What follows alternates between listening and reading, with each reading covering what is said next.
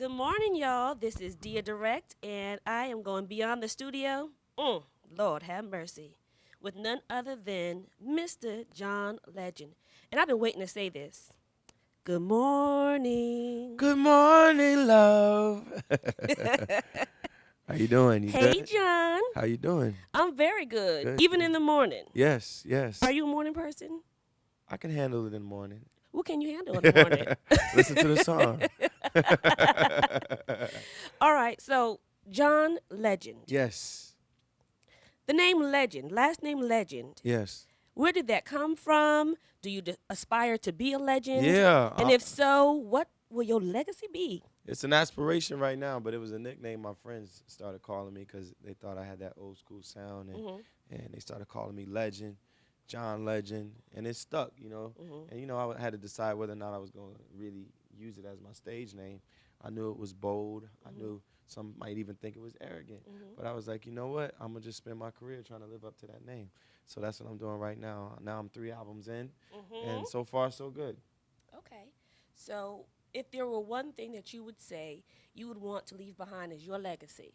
Well, first of all, great music. That's really what I do and Mhm. what I love to do. And if I keep making albums that people love and that speak to them and that take them through certain situations and bring back certain memories for them, I feel like that'll be a great impact to leave. But also, you want to make the world a better place. So I do that through my charity. Mhm. I do that through my political involvement. I just want the world to be a better place and make my contribution to helping somebody. Sometimes we're able to save lives. Sometimes we're able to improve lives. And that's the kind of legacy I also want to leave. That's what I'm talking about. Yeah. Now, and that you lead me to, one thing that I noticed about you. Yeah. I see you as more than an artist. I see you as an individual, a human who's engaged in the human experience. Yeah. What is it that you care about? Well, like I said, I want to make the world a better place, and I follow what's going on. I read about the political issues. I read about poverty. I read about how people are living their lives, and sometimes society is letting people down, Mhm. and I feel like I want to be there to help people when they're being let down. And so that's a lot of what drives me as a person. I read a lot about this stuff. I watch what's going on. And then I'm always thinking about solutions. What Mhm. can I do to make things better? Mhm. And so that's a big part of Have you how I always been think. that way? Well, I didn't have the capacity to help as much as I do now. So I always thought about it, but now I feel like I have the ability and the capacity to help. So I don't want to waste it. Mhm. And so, talk to me a little bit about your charity. Yeah, it's called the Show Me campaign, and our main focus is anti-poverty. Right. So we've gone to Africa, and we decided to sponsor a village.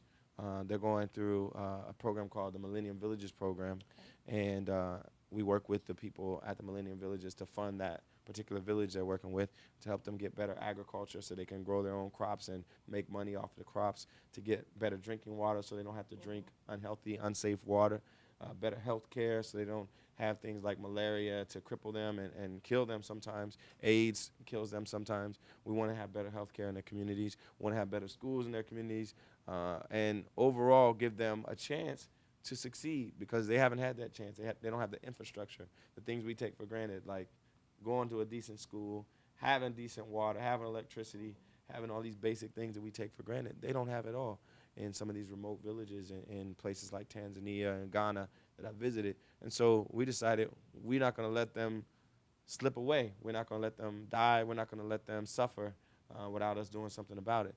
So we were raising $1.5 million to sponsor that village for 5 years. That's And hard. we're also going around the country speaking to college students about the work we're Okay, it can't be ignored. doing. We're in an election season, Yes.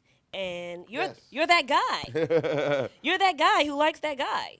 Well, Well, I don't know. I I'm don't not know. the I'm What you not do the with that? I'm not the only one that's an Obama supporter, but I certainly Right. have stepped out there and made it known and been really supportive of the campaign because I really believe this election is urgent. Yeah. And Why though? Why is it urgent to well, you? you just look at all the issues that we face as a country.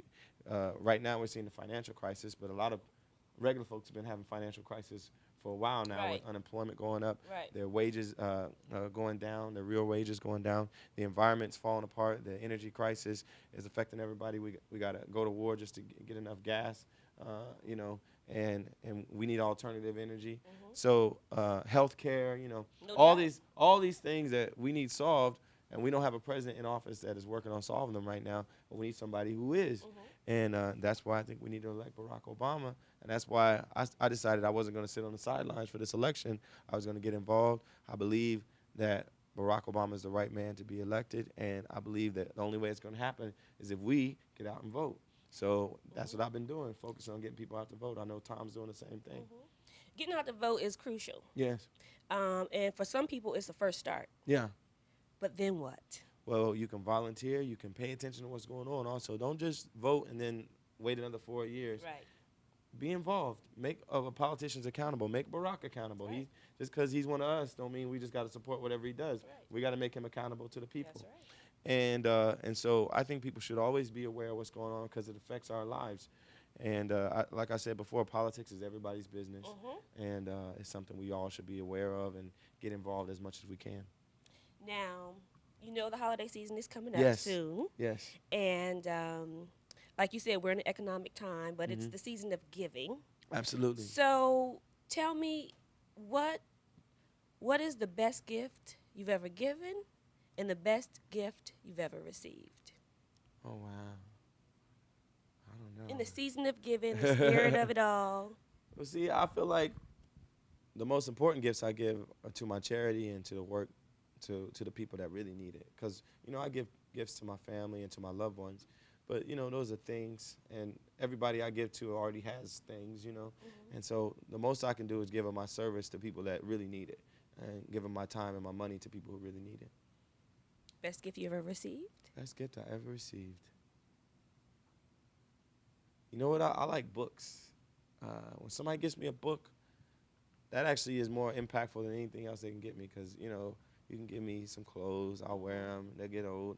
But books, the ideas in the books, really, they stick with me, and I like when I get books as gifts. Have you always enjoyed reading, though? I Yeah, mean, absolutely. that's not something that, I'm not going to say we don't do, but even if we do it, especially for children, it's not something that's often encouraged by their peers. Well, So for it all needs to those be John encouraged. Legend lovers. Yeah, it needs to be encouraged. I always say we got to start the new black nerd movement No where, doubt, no doubt. where it's cool for black folks to be smart and to read, and it's not acting white to be smart. That's right.